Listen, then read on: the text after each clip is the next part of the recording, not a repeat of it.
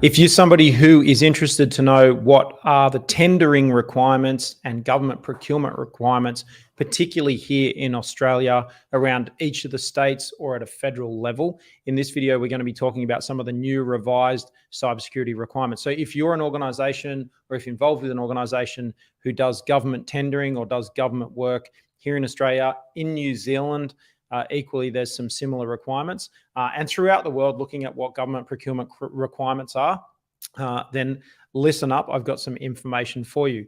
What is happening globally is there a significant change to areas of risk management, and that is always happening. And when you're looking at government supply chain, and if you're involved in government supply chain, then you will know already that there are changing requirements. And over time, it is becoming more and more onerous, and it's not going to get any easier.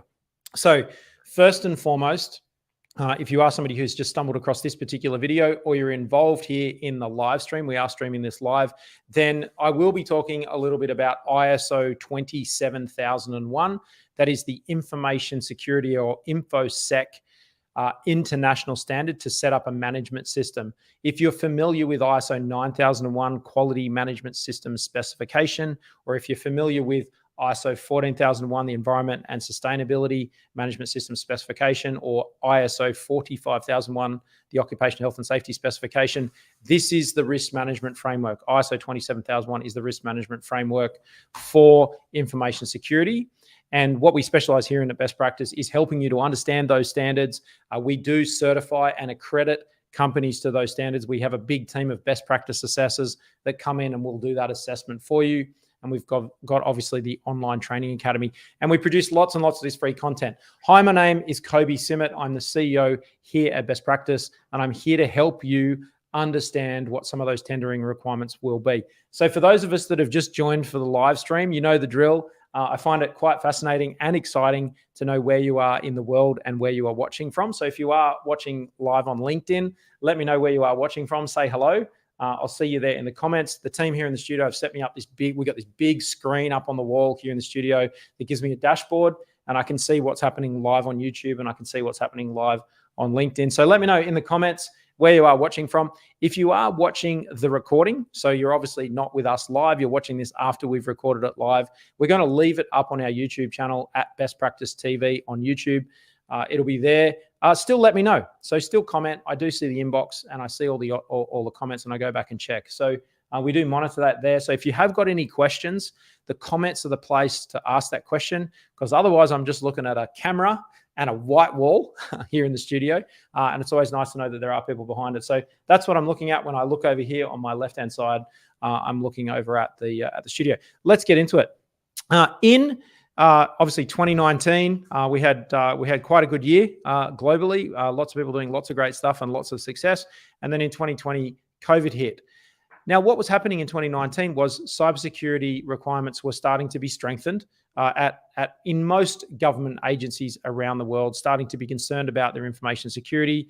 We all had this kind of huge move globally in business to the cloud, huge move to technology. And if you've been in business as long as me, you'll notice that we've gone from kind of paper to digital, and most organizations have some kind of digital strategy in place that has some connectivity to the internet. So privacy and confidentiality has always been an issue. I think that goes without saying. But what's happening now with digital information, there are often doors that can be opened into organizations without actually hearing the door go click, which is someone can secretly access your organization. You don't even know. There's no alarm bells going off. You can have your information stolen. You can have it damaged. You can have it destroyed, and you might not even know. So I was talking to somebody just a couple of days ago. They were saying that their company was held to ransom via Dropbox of all things, and they were locked out of their Dropbox, and it was an executable file that came in via a Dropbox document that was downloaded and saved. Building company. And their whole system in their office, their on-site server and their whole system, they were locked out with ransomware. So just a kind of medium-sized construction company with about 20 people in the office and probably another 30 or 40 people out on about 10 different building sites. And that upset their organization for about a month. They battled through trying to keep their projects running and keep their systems running. And so for them, it was like a month's worth of angst and frustration and damage. They did actually pay the ransom and were fortunate enough to have their systems unlocked, most of the cybersecurity agencies that I've been liaising with say don't pay the ransoms. So please don't do that. There is definitely white-collar crime working agencies and policing agencies, particularly here in the jurisdiction of Australia, that you can get help from if you do have that problem, if that risk does come to fruition. So let's talk about some of the tendering requirements. What is happening here in Australia is agencies at a local, state, and federal level in our 3 levels of government are getting together and looking at what some of the cybersecurity issues are. A lot of the academic research is being done at a federal level or funded at a federal level and then cascaded down through levels of government. So what's being cascaded down, first and foremost, is a cybersecurity and cyber risk management policy. And so those policy frameworks are starting to say we need to look at agency management of cybersecurity and confidential and important government information. And then we need to look at how we share that information and manage that information with our supply chain. So if you are an organization that's involved in ISO certification or involved with us here at Best Practice because of your government, you sell to government, you sell your products or services. You might be an IT company, you might be a construction company, you might be a hospital supply company, you might be an interior fit out company, you might be a small builder, you might be an engineering company, you might be an electrical company, you might be a plumbing company. Of all of the different businesses, you could be a finance and lending company. All the different companies that are involved and providing different kinds of services to government. You could be a charity. You could be securing government funding to deliver, community service work. At each of the agency levels, they've said we're going to have a policy, and we need to have a policy for how we manage information security in our organisation, so in the government, and also with our government partners or our supply chain partners. That means you. And so here in Australia, the minimum requirement for everybody, not negotiable, is the Essential 8. And I have been through the Essential 8 previously. We will drop a link to that video in the description below this video on YouTube. So you can click on the description, expand it, and I'll get Cam to drop the link to that previous video where I talked about what is the Essential 8 and what does that mean here in Australia. There is definitely a mirroring of requirements happening in New Zealand. So when I speak about Australia, I'm definitely inferring similar requirements over in New Zealand, although the agencies are different, and definitely out into the UK and definitely up into the US as kind of 4 key markets, if you like, of audience I'm talking to. There's definitely similar requirements all the way through Europe. And similar requirements, but a little bit different was the GDPR, the General Data Protection Regulation, Privacy Regulation, and those requirements in Europe through 2018, 2019. So it's kind of piggybacking off that increased onerous requirement for information security, if you like. So if you're involved in government supply chain or want to get involved in government supply chain, here in Australia, you definitely need to ensure that your organisation is addressing and maintaining and implementing all of the requirements of what's called the Essential 8. And then you need to be looking towards ISO 27001. Now, I've been in this industry a very long time, and I've seen the kind of evolution of these requirements. What happened with ISO 9001 and quality assurance was there was kind of some minimum requirements, then they went to the ISO standard, and then they looked at financial thresholds, and then they required everybody who was selling over a particular financial amount to government, say $1 million, that everybody needed to be certified. I'm seeing that same trend, and I'm looking to the horizon to give you some, hopefully some preventative action and some proactive action to be looking towards doing this. So do I think that ISO 27001 will become a mandatory requirement for you as an organization that sells to government in the future? My answer to the question is yes. I definitely wouldn't bet against it. I'm going to bet for it. And I'll give you a couple of reasons. Obviously, right now, lots of people talking about the war in Ukraine and Russia's invasion of the Ukraine. That's kind of just hit the media by storm. Let's not forget the fact that there is stuff happening in the Middle East. There's still stuff happening in other areas. And cyber criminals are going to take every opportunity with every world event to kind of leverage and get your information. That's not to say that there aren't also regimes that are interested in getting your information or stealing your information. So depending on, whether you're left or right, or what country you're in, left or right, and the different leadership styles, there's definitely countries, and without naming names, that are attacking each other. And so the governments are aware of this, and this, the investigation and let's call them spy agencies, if you like, or security agencies and intelligence agencies in each country are looking at what people are looking at. And they're saying, okay, well, how do we prevent this? So best practice right now with information security is to be following the intention of something like ISO 27001. You would start with the Essential 8, and then 27001 builds on that. And at the back of ISO 27001, and we've got a series of videos running at the moment on the controls, there are some very, very valuable prescriptive controls for what you can implement in your organization at the back of this standard in the annex. And I have started in some of our videos, our live streams, to go through that. And I'm going to finish off some more over the next couple of weeks, going through the annex controls at the back of the standard. So, okay. Who have we got on board this morning? Hey, Ash over at ProTech. Good to see you online as per usual. My apologies for no live streaming the last couple of weeks. I had a relapse of COVID, and I couldn't really battle through a video without losing my voice and having a coughing fit. I am containing it. It's very much still there, but hopefully I can bring you some great value today. So Cameron has just posted in the LinkedIn video comments a link to cyber.gov.au Essential 8, the Essential 8 maturity model. You can click on that link from the LinkedIn comments if you're watching the LinkedIn video. Have we done that on the comments? And we've also dropped that comment, you can see, from the best practice user in the YouTube video. So if you are watching the YouTube video, go to the comments section, and there's a link in the comments to the Essential 8 from cyber.gov.au. Hey, Jody, good to have you watching from all the way over in WA. And I hope Kelly John Woods is sitting right next to you, listening in as well. He's definitely a specialist in this area. So great to have everybody watching from all over Australia. I haven't seen any international comments yet from anyone watching. But so in terms of tendering, obviously I've got an agenda. We sell information security certification. You can get accredited or certified with us here at Best Practice. You can get the rights to display this logo on your website, on your business cards, on your organization, on your email signature, to say that you've had a best practice assessor do the assessment and you can display this logo. That's our commercial model. Like, we sell that service, obviously, and we can give you that recognition. But I just wanted to share, what I have seen and the trends I've seen is that a couple of things happen is that I would hate for you to miss out on tenders, and I would hate for you to miss out on requirements because you haven't actioned this. Now, I've worked with lots of people over many years in this space, and it's often the response that, we'll go for the tender, we'll tell them we haven't got it, and we'll tell them that we'll get it if they give us the tender. That's not how it works, because your competitors will have it. So you will be submitting a tender and saying, we don't have it. But when you do your tendering, they might be looking at 3 or 4 or 5 or 10 suppliers.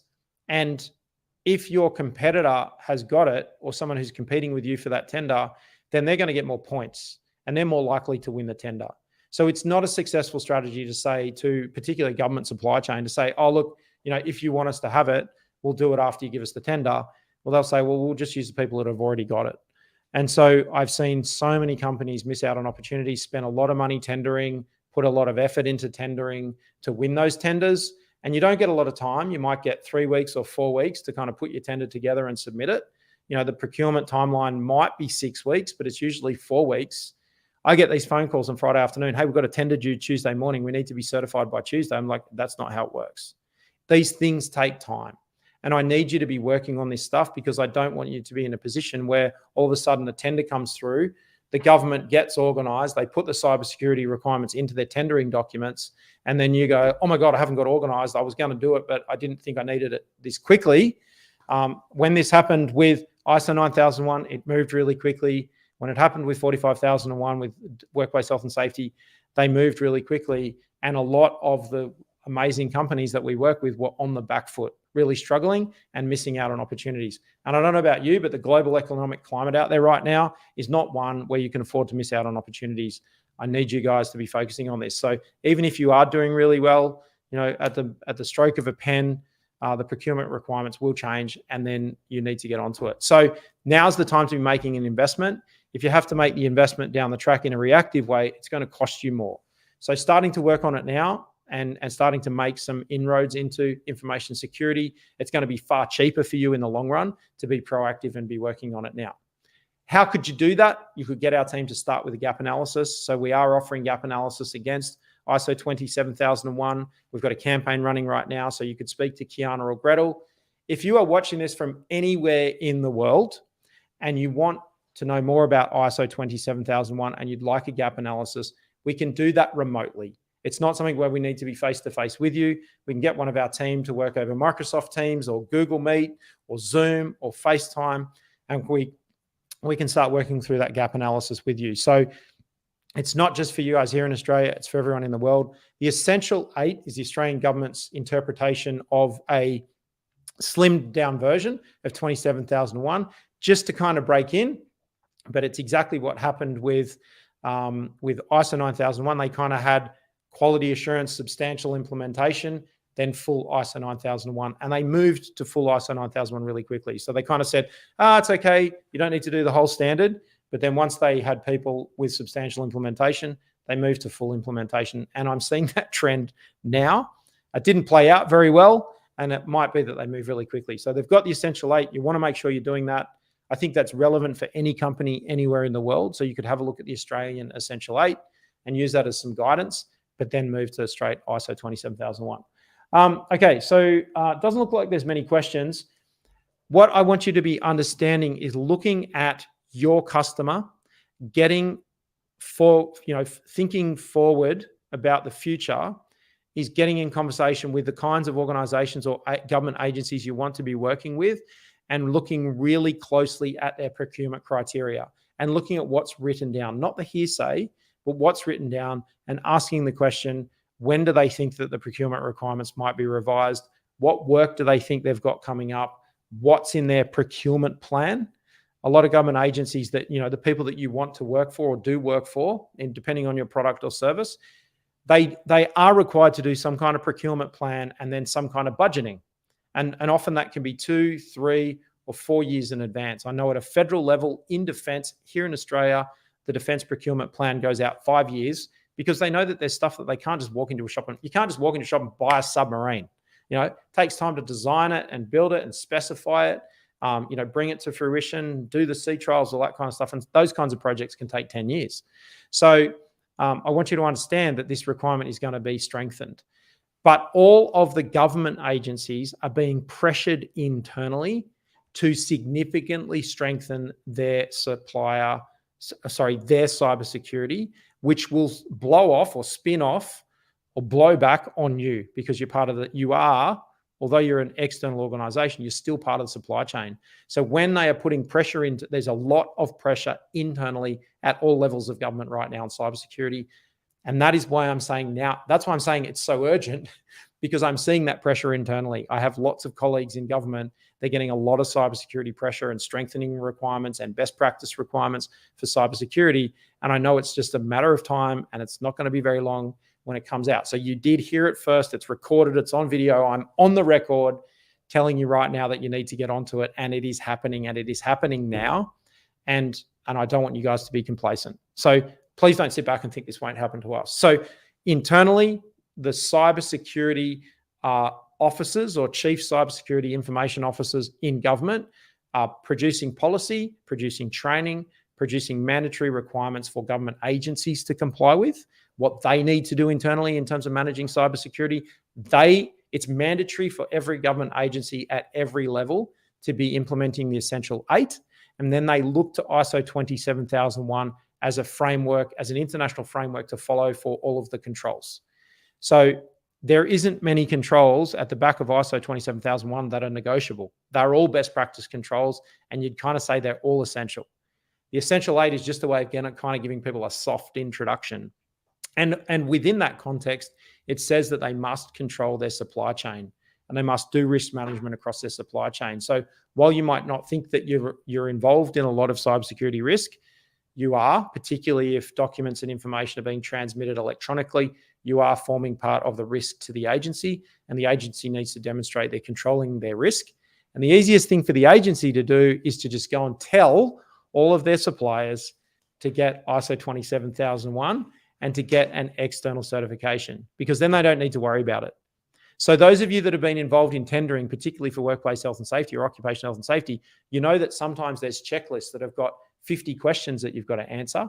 You're going to start to see that from a cybersecurity perspective. And the easiest way to comply with that, the key benefit, the amazing benefit, is if you work with us and you work with Best Practice in terms of getting an external certification, you can say, hey, here's our certificate.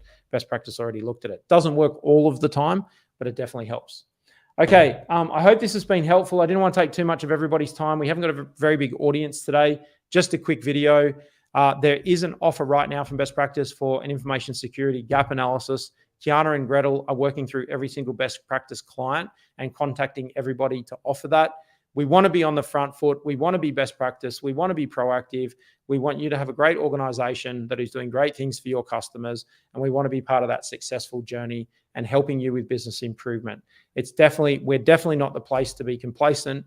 We want to help you, and we want to help you be successful. And this is just another way that we're helping with that. So lots of live streams coming. I've got lots of things to run off and do right now. So I'm going to run out to another meeting, and I apologize. This hasn't been a very long presentation, but we will drop the link to the Essential 8 video in the description on the YouTube video. So if you want to go to Best Practice TV on YouTube, search Best Practice on YouTube and it will come up, and you'll see our videos there. And I'll get Cam to drop the link in the description to the Essential 8 video so you can go and have a look at that.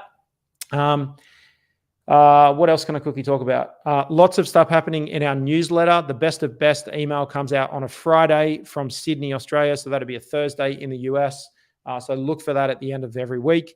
Something to read on a Saturday while you're having a cup of coffee and giving you some great content to read, which is our best of best content from any week that goes past here in Best Practice. Really exciting. We are working right now on the next issue of Infinite Magazine, which is really exciting. So keep an eye out for that. We're going to be going to print probably late November, but you'll see electronic copies of that come out probably middle of November. So it's still probably 5 or 6 weeks away, but super exciting. Lots of great articles. It's the cybersecurity issue, which is really exciting because we are seeing this trend right now and we're trying to help you guys be in front of it. Lots of great articles being written right now and finished. Most of them, the drafts are finished. So that's really exciting. Okay. Lots of great stuff on TikTok, which is crazy. Lots of stuff on Instagram. And lots of great new colleagues. So we have just recently joined a much bigger group, a parent company, which is really exciting. Lots of great professionals there, and you'll hear more from that. The FCB group of companies and also our parent company in the UK, Citation. Super excited about that. I'll talk more about that as time goes by. If you have got questions about that, you can contact me directly and I can answer any of those questions or concerns. The whole team here have got answers to most of those questions with regards to that recent merger of companies, but lots of really exciting things that help us access more great talent to help you be successful globally. Okay, that's it from me. So if you don't see me on Instagram, if you don't see me on TikTok, and if you don't see me out on LinkedIn, you're definitely going to see me next week live streaming right here on YouTube. Best of luck to everybody. If you need help with cybersecurity, please reach out. I'm Kobi Simmat, the CEO here at Best Practice. Bye for now.